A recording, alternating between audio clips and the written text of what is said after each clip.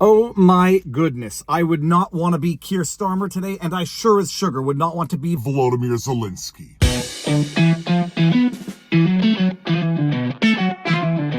Viva Fry, former Montreal litigator turned current Florida rumbler in my home office for yet another car vlog, and every now and again you see a video and you say, my goodness, I gotta run to my car and do a vlog. Actually, not many people say that, but I said that today. There were actually two clips that I said, my goodness, this is just a thing of geopolitical beauty. You might hate Donald Trump, but you cannot fail to recognize that this is good politics. In fact, you might hate Donald Trump because it's specifically good politics, but he dressed down two world leaders today. The first, the fascist dictator Keir Starmer out of England, who's literally locking people up for social media posts, and the other, the corrupt Volodymyr Zelensky. The first clip is short and to the point, but the broader context here is the Trump administration following through on its campaign promises is sort of reassessing America's involvement in that seemingly endless proxy war against Russia via the endless funding of Ukraine to the tune of $177 billion, at least on paper, although Donald Trump thinks that number is closer to $350 billion. But if you ask Zelensky, apparently only like $100 billion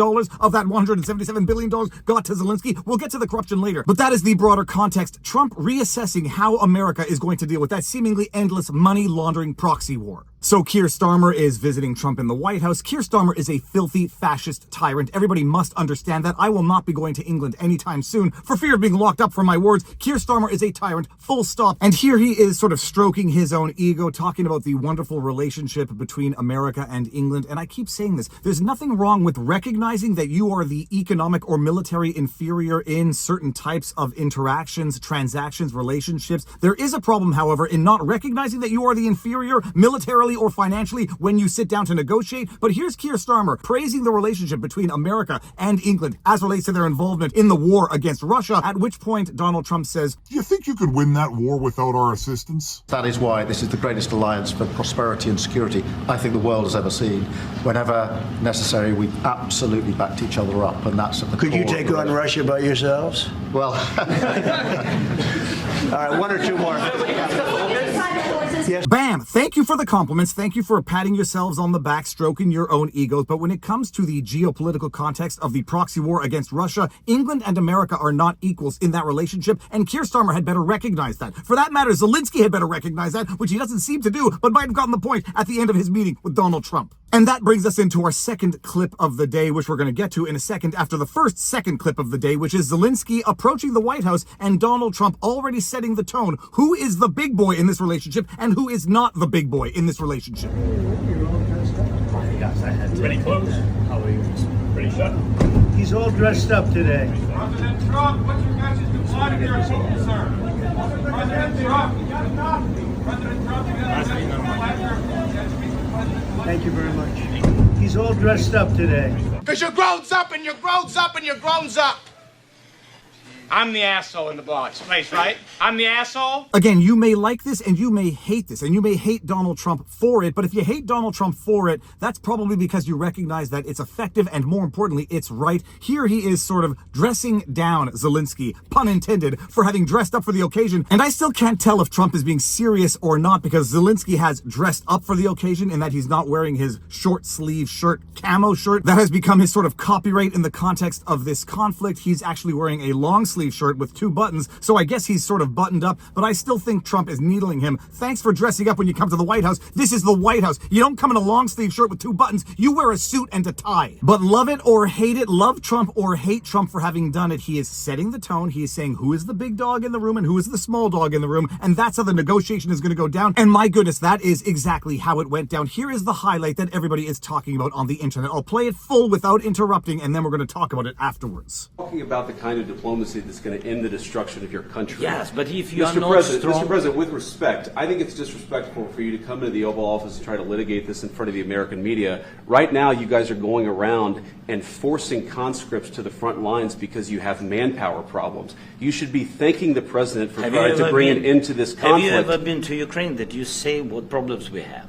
I have been to. Come once. I've actually watched and seen the stories, and I know what happens is you bring them on a propaganda tour, Mr. President. Do you disagree that you've had problems What? Bringing people into your military? We have and do you think that it's respectful I will answer. to come to the Oval Office of the United answer. States of America and attack the administration that is trying to prevent the destruction of your country? A lot of questions. Let's start from the beginning. Sure. Let's take a brief pause from this vlog for a word from our sponsor, the Chicago Steak Company. People, you know me, and you know that I love red meat. Right now, the Chicago Steak Company has an unbeatable offer exclusively for my viewers. When you visit mychicagosteak.com/Viva, you'll receive 4 free bourbon sirloin steaks, a bottle of their signature steak seasoning, and free shipping on your first order above $199. This means tender, juicy steaks, deliciously seasoned with the best flavor on earth. Chicago Steak Company's premium cuts, from their beautifully marbled ribeyes to perfectly aged New York strips, are exactly what your holiday spread needs to impress every guest. All you need to do is head over to chicagosteakcompany.com/Viva and place your first order of $199 or more. To unlock this offer, you'll receive 4 free bourbon sirloin steaks, a signature steak seasoning, and free shipping right to your door. Chicago Steak Company offers premium hand-cut, aged to perfection steaks. They are absolutely delicious. There will be free shipping plus that offer on $199 or more on your first order. 100% satisfaction guarantee ensures quality you can trust with every order. Each steak is flash frozen, vacuum sealed, and delivered with care, ready to enjoy whenever you are. So head over to mychicagosteak.com/Viva. Place your first order of $199 or more to unlock that offer. Once again, mychicagosteak.com/Viva. It is flipping delicious. And now back to the vlog.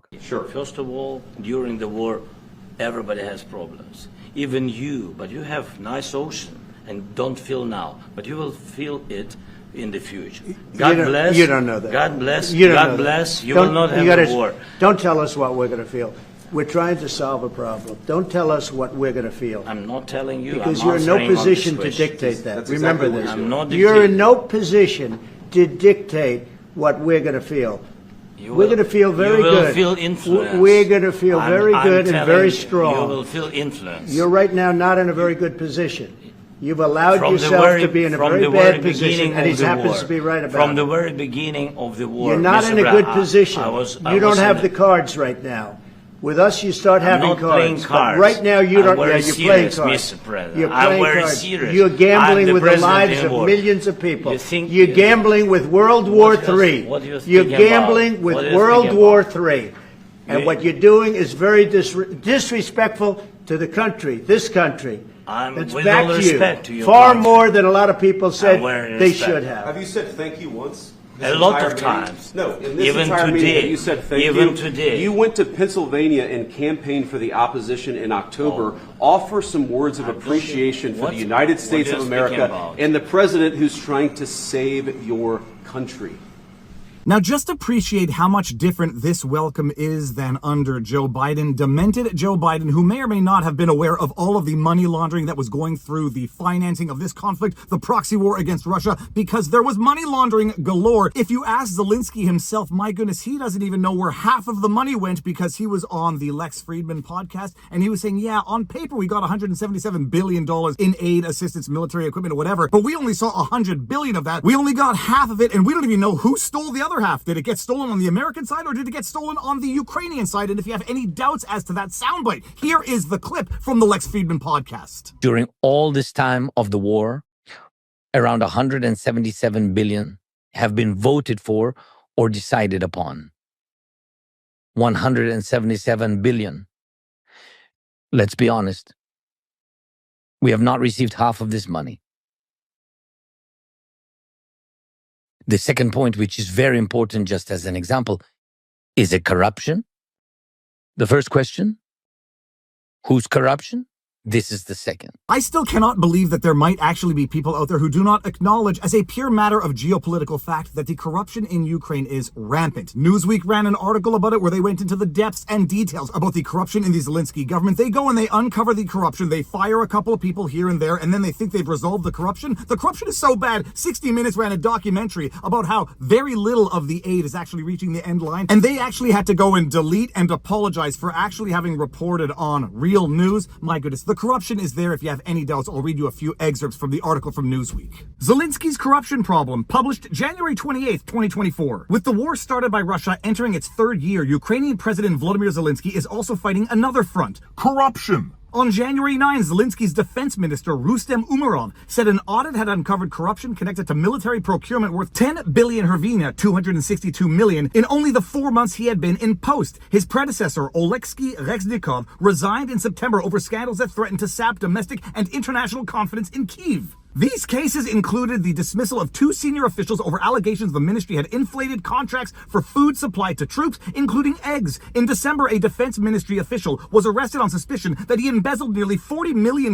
in the fraudulent purchase of much-needed artillery shells for Ukraine's military. And I can go on, but I won't, because it's just more of the same in that article. So there is rampant corruption in Ukraine. Whether or not half of the 177 billion has reached Ukraine, who the heck knows anymore? This has been one corrupt money laundering organization in the proxy war against Russia, and Trump has said no mas, which is a stark contrast to what Zelensky experienced the last time he was here when he was with Governor Josh Shapiro of Pennsylvania, where Josh Shapiro is signing munitions that he is gifting to Ukraine. I don't even know what he was doing in that video. Here's the clip.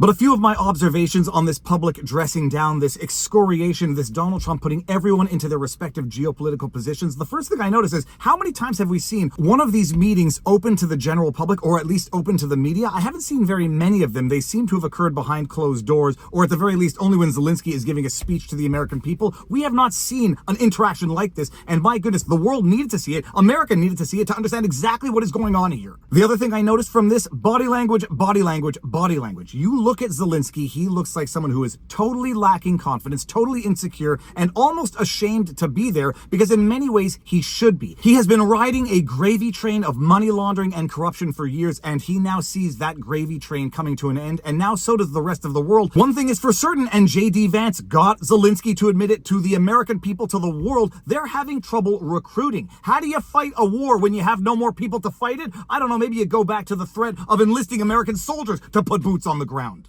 If we don't aid Ukraine, Putin will walk all over Ukraine. We will lose the war, and we could be fighting in Eastern Europe in a NATO ally in a few years. Americans won't like that. So J.D. Vance actually gets Zelensky to admit to the world that they're actually having problems finding people to continue fighting this war, at which point Zelensky says something which, I don't know, it sounded kind of like a threat to me. Everybody has problems, even you, but you have nice ocean and don't feel now, but you will feel it in the future. God bless. You don't know that. God bless. You don't God know bless. That. You will not have a war. Don't tell us what we're going to feel. Unless Zelensky is operating on the equally idiotic theory that once Russia is done with Ukraine, it's going to take over all of Europe, because after all, Putin is Hitler and Putin has domination of all of Europe in his mind, because Russia has been fighting Ukraine for 3 years. Russia, with a population 4 times that of Ukraine, is planning to take over all of Europe after struggling with Ukraine for 3 years. If America comes up short, if we abandon Ukraine in their fight against Putin, the consequences will reverberate for years. Make no mistake, Putin will not be satisfied with merely taking Ukraine. Not only is this money laundering gravy train seemingly coming to an end sooner than later, Zelensky's not quite sure where he's going to go after this war is over, because he might be persona non grata in Ukraine, which might be why he's not holding elections in Ukraine. Because remember, everybody, you got to suspend elections in order to preserve democracy. Zelensky is so loved in his own country, he doesn't want to hold elections, but you can't hold elections during a time of war, except your nightclub industry is booming. Oh, and by the way, before we go any further, make sure that you have taken 5 seconds to subscribe, to turn notifications on, to drop a comment, because it helps the channel grow. But that is the video. It's going to echo throughout the ages by those who love it, and certainly by those who hate it, while you already have the war whores of the world, Liz Cheney, saying, oh my goodness, America's going to be on the wrong side of history, yada, yada, yada. This should have been negotiated years ago. You don't end wars without diplomacy, and when you have brainwashed yourself into thinking that you are fighting an enemy that cannot be negotiated with, well, then you have just walked yourself into an endless war, and one that you cannot win without the endless assistance of America. Well, Trump is making good on his America First election promises, and And unless somehow this is good for America or in its national best interest, the gravy train has come to an end, and Zelensky slinked out of that meeting. He's gonna go Lord knows where, and he's gonna go think about what just happened today. So that is the vlog. If you want to support the channel, you can go to vivabarneslaw.locals.com, but most importantly, exercise, eat healthy, sunlight, talk to people in real life, and now you know your vlog. Peace out, peeps. Booyah! Hey, Chuck, you know Dominicans actually hate your guts, right? Because you're a scumbag, you know that, right? You ruined New York. You're a loser. You're a loser, buddy. You're a loser.